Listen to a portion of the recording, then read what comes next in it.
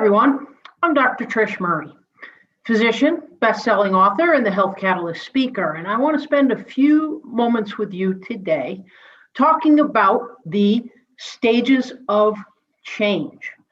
You see, in all of the chronic disease out there, we all know that changing lifestyle, such as improving your diet, exercise on a daily basis in some fashion or another, decreasing toxins such as alcohol, and getting good sleep, such as not staying up half of the night and burning the candle at all ends.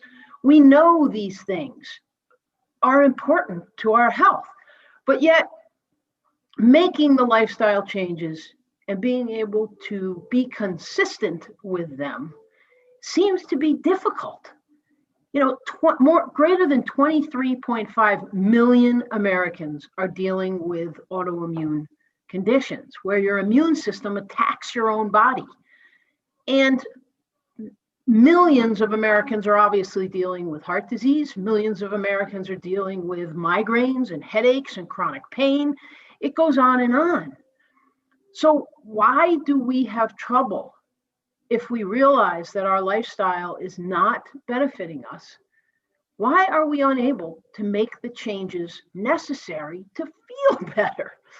Well, you know, the fact is that we're human and there are stages to change. Our brain and our being and our soul have to get ready for change. And it's a journey that takes quite a while. Let's review the different stages of change so you get a sense of this. So first of all, the first stage of change is called the pre-contemplation stage. And you'll see that's right up here, number 1. And the pre-contemplation phase, folks, means that you actually are completely unaware that there's a problem in the first place. You're in denial and you don't really have any interest in making a change. It's sort of like, if you will, an addict or an alcoholic that basically denies in any way, shape, or form that there's any fact that there's a problem. And we all do this.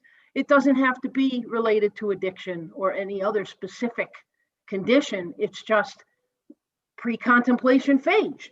You don't realize that there's actually a problem. The next stage of change is number 2 here, which is the contemplation stage.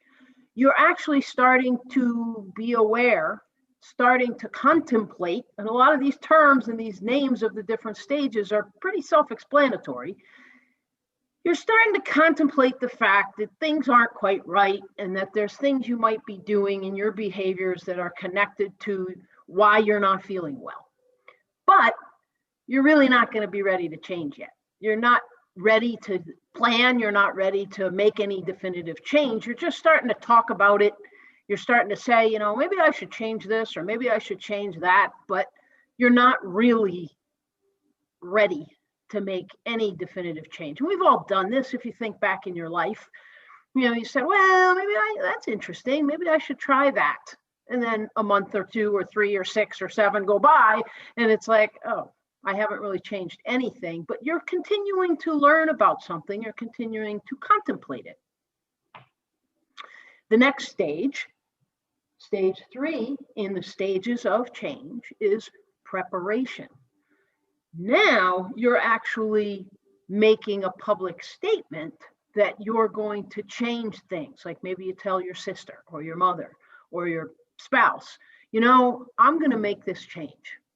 And you're actually starting to talk about when, like you're going to set a date, or you actually buy a new pair of sneakers to be able to join the gym, and you actually call and make the membership, let's say, in the gym to start your preparations for making the changes.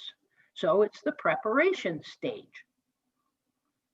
The fourth stage of change is you finally, this is step 4, folks.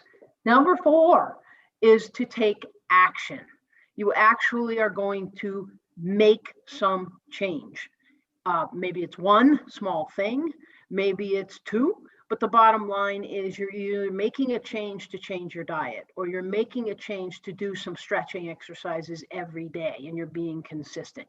You're taking action, and you've actually put your feet or foot in the water, not just your toe, but you've put your foot all the way into the water, and you're taking action. You're moving forward on your journey, and you're not just contemplating it, you're not preparing for it, you're actually doing it and taking action. So that would mean if it's an exercise program, you're actually going to the gym X amount of times a week that you set was your plan. Or you're walking every day for half a mile. Or you are eliminating gluten and dairy from your diet for the next 3 to 4 weeks. Whatever it is, you're taking the action and you're doing it. Stage 5 is maintenance. So let's say you've put yourself through in the action stage, let's say you've put yourself through a comprehensive elimination diet. And my comprehensive elimination diet through my program is called the Detox Plus program. It's a 3-week elimination diet that you would eliminate the top 10. It's hard to get my hands in here because of the camera, but the top 10 triggers in the standard American diet for 3 weeks. And then you would systematically re-challenge those foods in order for you to identify your food sensitivities, let's say. So let's use this as the example. So let's say in the action stage, you implemented for the 3 weeks the comprehensive elimination diet. And then for another 2-3 weeks, you've systematically re-challenged the foods. And you've identified for yourself that gluten and dairy, let's say, and caffeine are food sensitivities or food triggers for you with either your autoimmune condition or your hypertension or your migraines or whatever it might be. Well, the maintenance stage, the maintenance step would be for you to realize that, to institutionalize it in your life, and to be consistent in keeping out those triggers, the caffeine, the gluten, and the dairy, and for another month, and another month, and another month.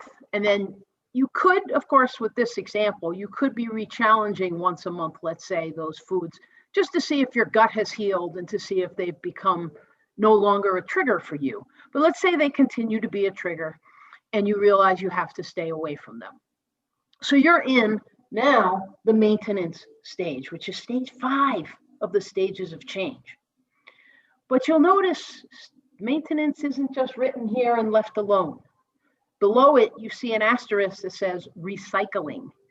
Recycling means, folks, and you see the percentage of 95% of us fail in the maintenance stage at one time or another. We all fall off the wagon. It's natural. It's normal.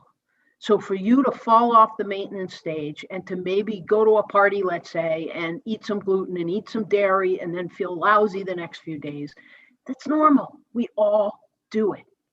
But the point is, do you pick yourself up and get back on the horse, get back on the wagon, and get back into the maintenance stage? Or do you fall off completely and then have to go back, let's say, to the preparation or go back to the action stage and then back into the maintenance stage?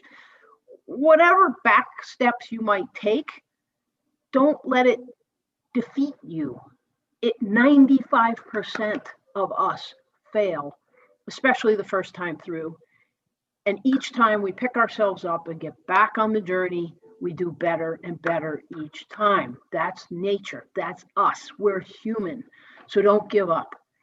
Because over time, the more you stay in the maintenance stage, the more you recycle, eventually you end up in stage 6, which you'll notice says the termination phase or stage, which means the change is basically constant now. You've changed that lifestyle, and you can look back in your timeline, look in the mirror and be like, wow, I haven't had dairy in like a year, other than 1 or 2 or 3 times. And that is when you truly have this last word here, folks, called transformation.